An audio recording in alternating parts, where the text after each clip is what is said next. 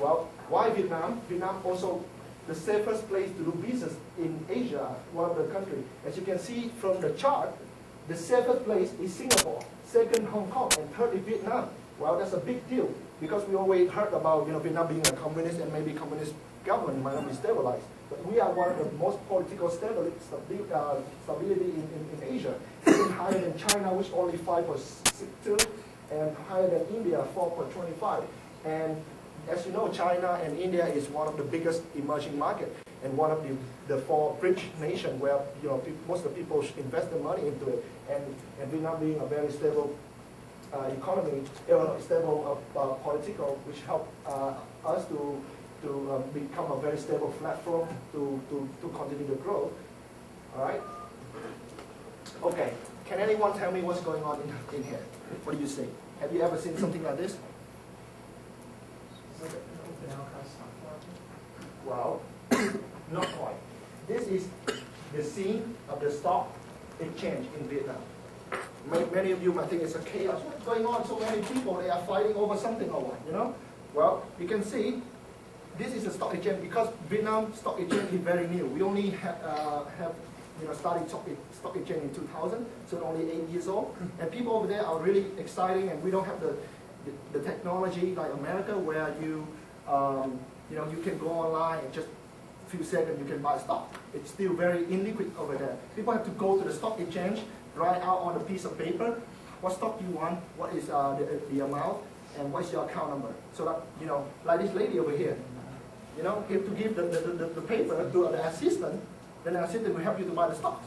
So it's different, right? And you can see a big screen right in the left bottom corner. That is the screen that's showing every stocks, every stickers movement. So people sitting there watching the stock going up and down. So they say, hey, it's a good buy. All right, let's buy it. Write on a piece of paper and then quiz in and then in line just to buy the stock. So you can see there's a huge demand there. There are people over here like they are huge demand for it. They want to play stock. They want to invest in stock because it's such a because it's new to them. They never do it something like that.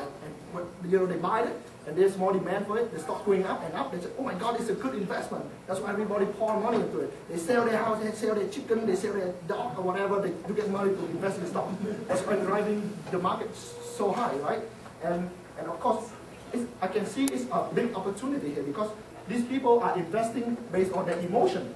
Basically, they never do any like scenario analysis, never fundamental, technical analysis. They just buy on emotion. Like this guy right here, he's talking about what? The stock good? So hey, okay, go up, all right. Boom, they go to buy stock without any information. If you're going to ask him, why you buy it? Well, my friend told me so. Well, okay. So that is a big opportunity there with a lot of information. If the stock go up, they're happy. The stock go down, they worry. That's all. So,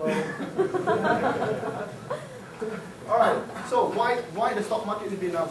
Well, because we just have a new enterprise law and investing law, and we just had the stock market in 2000.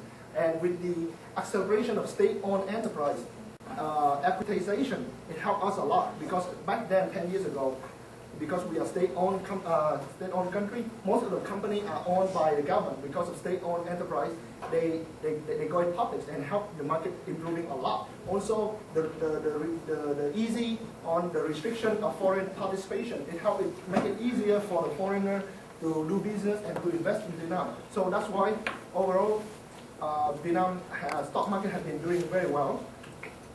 And it's an interesting thing. Because of the growing like crazy over the last few years, you can see there's many big names have already stepped in Vietnam. And those news are just on the Wall Street Journal, and it's only like half a year ago. It's recently Morgan Stanley just stepped into Vietnam and acquired 49% of Gateway Security, one of the small companies in Vietnam, to become the first investment banking business in Vietnam. Merrill Lynch, JP Morgan, Credit Suisse Group also have just obtained their license and about to trade security over there. Franklin Templeton purchased also 49% stake in Vietcombank Fund Management. And if any one of you know Franklin Templeton, they are famous for being the force seeing. Basically, they only invest in stuff that not many people recognize yet. For example, they have invested in China like 10 years ago, where nobody knows exactly what's going on in China. And they in fact take the first step, invest in China, and look at China now. It returned 300-400% right now. So The fact that they're investing into Vietnam right now might be a good indication that they look at Vietnam and say, hey, it might be a good opportunity here. That's why they would like to invest in Vietnam right now. Also, Citigroup and Deutsche Bank already in Vietnam with the local office. Well, the next thing I'm going to show you is Vietnam Index. As you can see, 5 years ago, nobody cared about stock much. The price is only 150, and then it going up a little bit, and all the thing happened in the beginning of 06. Well, it go up a little bit, it go down, and boom. Like I said, the picture I showed you earlier, people crazy because during this period, only like a few months, only like 2 months, people are crazy because they think it's such a good investment. They work their whole year, they only can get like a few bucks, and then now they put all their money, they can return like 200-300%, and you can see it up 300% from March 06 to March 07, which is phenomenal from here, this period.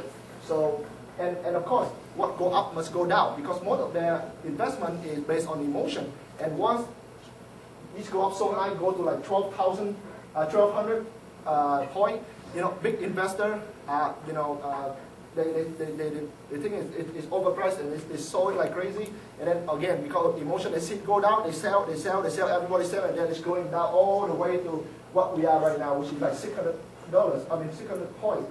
And many of you think that, okay, what the heck is going on? I mean, it go up, it go down, and why the hell, it doesn't look attractive. Well, if you can see, in this period, in mid of 06, well, it hit about like 400 point right here, and if it hit, from 600 it go down to 400, it's like 50% down, and then it quickly go back up. And my prediction is it's very good to buy right now because its value is selling cheap. And one of the reasons why the stock market going down lately is also because the fact that the real estate market in Vietnam is so hot. So people shipping their money from the stock market into a real estate market. And you can see why the real estate market is so hot is also because our economy becomes so strong and so growing so fast. We have so many tourists come to Vietnam every year because it's such a nice country, and they have more demand for hotels, resorts, as well as the disposable income of the people. People become richer, so they demand more for houses, apartment, villa, condominium, and that's why the stock with the real estate also go up. Also, the biggest issue is foreign direct investment, like big guys like Morgan Stanley, Merrill Lynch, they come to Vietnam and demand for more office, and that's why the office place there's so much demand, there's so little supply. As you can see the chart from here, this is the office cost around the world by the Wall Street Journal. The most expensive place in the world, of course, London, with like 329.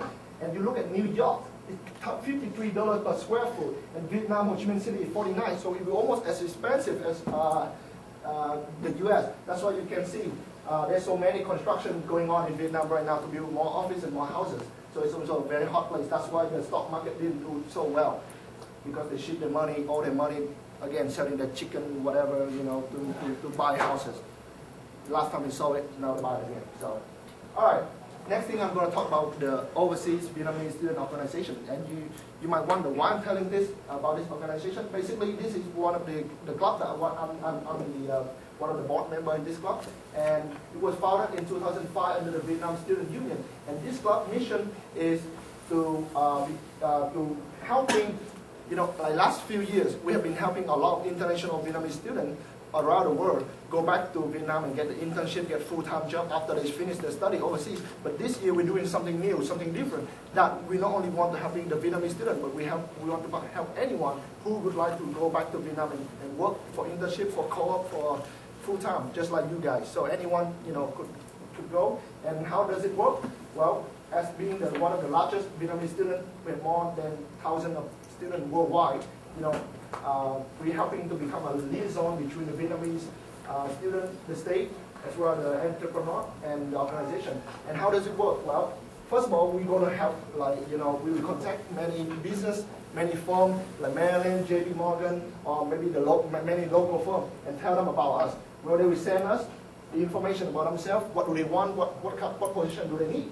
And on the other hand, we're going to accept like resume, CV from student, anyone from the world, as well as what they want, what job do they want. So we just like Rexel Co-op matchup, we will do the same thing. We will find a matchup suitable for the firm and the student. And then, we will hook you up with the firm